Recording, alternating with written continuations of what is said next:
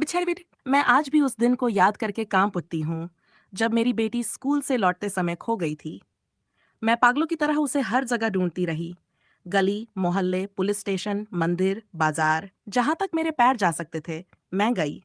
लेकिन मेरी मासूम बेटी का कहीं कोई पता नहीं चला। दिन महीनों में बदले, महीने सालों में, और धीरे धीरे लोगों ने कहना शुरू कर दिया कि शायद वह अब इस दुनिया में नहीं रही।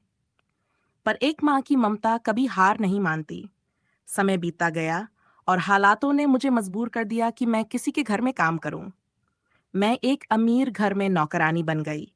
मालकिन अच्छी थी, लेकिन सख्त भी। एक दिन उन्होंने कहा, आज मेरे बेटे का दोस्त अपनी पत्नी के साथ आ रहा है, अच्छा खाना बना देना। मैं चुपचाप सिर हिलाकर काम में लग गई। शाम को मेहमान आ गए।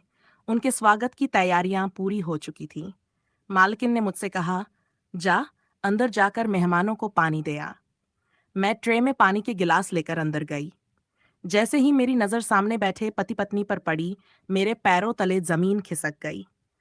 गिलास मेरे हाथ से छूटकर गिर गया और मेरी आंखें फटी की फटी रह गईं।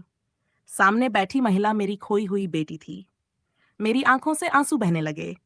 मैं लड़खड़ाती हुई उसके पास पहुंची, लेकिन उसने मुझे अजनबी की तरह देखा। मेरी ममता चिल्ला चिल्लाकर कह रही थी, बेटी, मेरी बच्ची, तू कहाँ चली गई थी? मैं तुझे बरसों से ढूंढ रही हूँ। पर उसने मुझे पहचानने से इनकार कर दिया। मैंने कांपते हाथों से उसकी ओर बढ़कर कहा, बेटी, मैं तुम्हारी माँ हूं। लेकिन उसके चेहरे पर कोई भाव नहीं थे। उसके पति और मेरे मालिक के बेटे ने मुझे घूरकर देखा और सख्त लहजे में कहा, यह क्या बदतमीजी है? मालकिन दौड़कर आई और गुस्से से बोली, ये क्या कर रही हो? ये हमारे मेहमान हैं। मैंने कांपते हुए कहा, मालकिन, ये मेरी बेटी है, मेरी खोई हुई बच्ची। उनकी आंखें भी हैरान रह गईं। मगर मेरी बेटी चुप रही। फिर धीरे से बोली, आप गलत समझ रही हैं। मैं आपको नहीं जानती। मेरे दिल पर जैसे किसी ने छुरा घोंप दिया हो। मेरी आंखों के सामने मेरी बेटी थी, मगर वह मुझे पहचानने से इनकार कर रही थी। मैं फूट फूट कर रो पड़ी। बेटी, मैंने तुझे हर जगह ढूंढा। तुझे खोजते खोजते मेरी जिंदगी बीत गई, और तू कह रही है कि तू मुझे नहीं जानती। पर उसने कुछ नहीं कहा। उसके पति ने उसकी ओर देखा, फिर मेरा हाथ छटकते हुए कहा, आप पागल लगती हैं, प्लीज यहां से जाइए। मालकिन ने मुझे खींचकर बाहर कर दिया और कहा, तुमने हद कर दी। अपने गरीबी का नाटक करने के लिए अब मेहमानों को मां बताने लगी। मैं चुपचाप वहां से चली गई। बाहर आकर मैंने आसमान की ओर देखा। शायद भगवान ने मेरी परीक्षा लेने के लिए यह दिन दिखाया था। उस दिन मैंने समझ लिया, खून के रिश्ते भी कभी कभी हालातों के आगे हार जाते हैं। मैंने अपनी बेटी को हमेशा के लिए खो दिया था। अब मैं सच में अकेली थी। मैं उस दिन की रात सो न सकी। आंसू खुद ही बहते रहे, पर अब मुझे रोने की भी आदत हो गई थी। जिस बेटी को मैं अपनी जिंदगी समझती थी, उसने मुझे पहचानने से इनकार कर दिया था। पर एक माँ का दिल हार नहीं मानता। अगले दिन जब घर में सब अपने अपने कामों में लगे थे, मैं चुपचाप मालकिन के बेटे के कमरे के बाहर खड़ी हो गई। अंदर उनकी बातें हो रही थीं। यार, तेरी नौकरानी तो पागल लगती है, अजीब बातें कर रही थी कल। हाँ, पता नहीं क्यों मेरी बीवी से ऐसे चिपक गई थी, जैसे उसे पहचानती हो। फिर मैंने अपनी बेटी की आवाज सुनी। मुझे नहीं पता ये औरत कौन है, लेकिन जब उसने मुझे बेटी कहा, तो मेरे दिल में एक अजीब सी हलचल हुई, जैसे कोई भूली बिसरी याद फिर से जिंदा हो गई हो। मैं अंदर नहीं जा सकती थी, लेकिन ये सुनकर मेरा दिल धड़कने लगा। क्या मेरी बेटी के दिल के किसी कोने में अब भी मेरे लिए जगह थी? सच का पर्दा उठना। अगले कुछ दिनों तक मैंने चुपचाप काम किया, लेकिन मेरी नजरें मेरी बेटी का पीछा करती रहीं। एक दिन जब वह अकेली बैठी थी, मैं हिम्मत करके उसके पास गई और धीरे से बोली, बेटा, क्या सच में मुझे नहीं पहचानती? वह चौंक कर मेरी ओर देखने लगी। उसकी आंखों में संकोच था।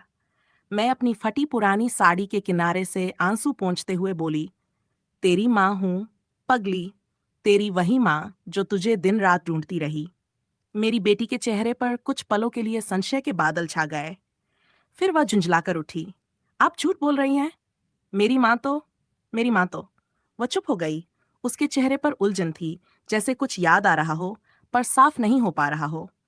मैंने उसके सिर पर हाथ रखा। बचपन में जब तू गिर जाती थी, तो मैं तुझे गुड़िया कहकर चुप कराती थी, याद है? मैंने फिर कहा, तुझे चॉकलेट बहुत पसंद थी, और हर बार जब तेरे पापा डांटते थे तो मैं तुझे अपनी साड़ी में छिपा लेती थी, याद है? अब उसकी आंखों में आंसू आ गए थे। उसने अपने सिर को जोर से पकड़ लिया, जैसे कोई भूली याद जबरदस्ती वापस आ रही हो। फिर एक झटके में उसने मेरी ओर देखा और कांपती आवाज में बोली, माँ। मेरा दिल जोर से धड़कने लगा। मैं रोते हुए बोली, मैं तेरी माँ हूं। और अगले ही पल वह मुझसे लिपटकर फूट फूट कर रो पड़ी। बिछड़ी बेटी का मिलना। उसने मुझे बताया कि सालों पहले जब वह स्कूल से लौट रही थी, तब किसी ने उसे अगवा कर लिया था। बहुत दिनों तक उसे एक अनजान जगह पर रखा गया, फिर एक अनाथालय में छोड़ दिया गया। उसे कुछ भी याद नहीं था, ना अपना घर, ना अपनी माँ। एक अमीर दंपति ने उसे गोद लिया और विदेश ले गए। समय के साथ उसने वही परिवार अपना लिया और पुरानी यादें धुंधली होती गईं। जब वह भारत वापस आई और शादी हुई, तो उसका नया जीवन शुरू हो गया। लेकिन अब मेरी बातों ने उसके अंदर की दबी यादों को फिर से जगा दिया था। वह रोती रही, मुझसे लिपटी रही। उसके आंसू मेरी सूखी कोख को फिर से सींच रहे थे। मेरी बेटी मुझे वापस मिल गई थी। एक नई शुरुआत। अब हालात बदल चुके थे। मेरी बेटी ने अपने पति को सब बताया। पहले तो वह हैरान हुआ, लेकिन फिर उसने मेरा सम्मान किया। कुछ दिनों बाद मेरी बेटी ने खुद आगे बढ़कर मुझे अपने साथ ले जाने का फैसला।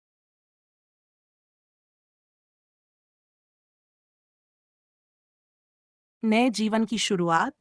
मेरी बेटी ने मुझे अपने साथ ले तो लिया, लेकिन समाज की नजरों में हम दोनों के रिश्ते को स्वीकार करना आसान नहीं था। उसके ससुराल वालों को ये बात हजम नहीं हो रही थी कि उनकी बहू की असली माँ कोई गरीब नौकरानी निकली।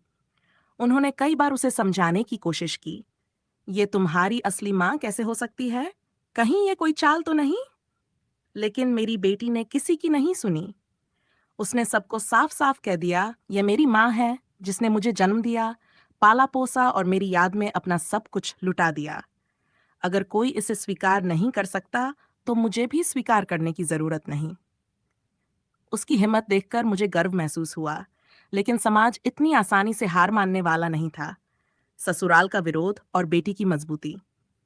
उसके सास ससुर ने तो यहाँ तक कह दिया कि अगर ये औरत यहाँ रहेगी, तो हमारे घर की इज्जत मिट्टी में मिल जाएगी।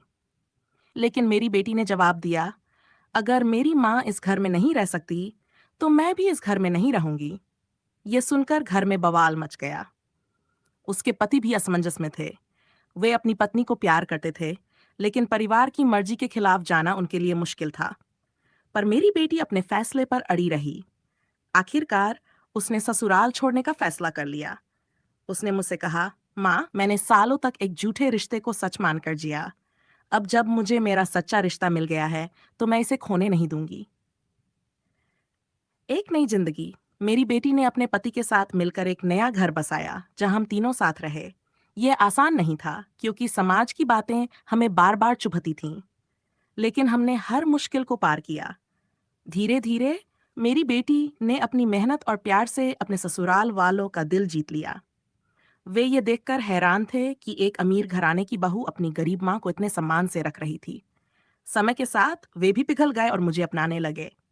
अब मैं सिर्फ एक नौकरानी नहीं थी, मैं अपनी बेटी के साथ एक सम्मानजनक जीवन जी रही थी। वह मेरी सेवा करती, मेरे साथ बैठकर बातें करती, मेरे लिए अच्छे कपड़े लाती। आज जब मैं अपने बीते वर्षों को याद करती हूँ, तो समझ पाती हूँ कि समय बहुत कुछ बदल सकता है।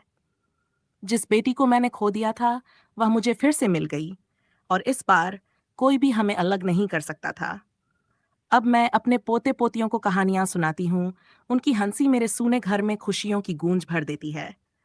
मैंने जीवन में बहुत दर्द सहा, लेकिन आखिर में मुझे मेरा सबसे बड़ा सुख मिल गया, अपनी बेटी का प्यार। अब मैं अकेली नहीं हूँ, अब मेरी गोद फिर से भर चुकी है।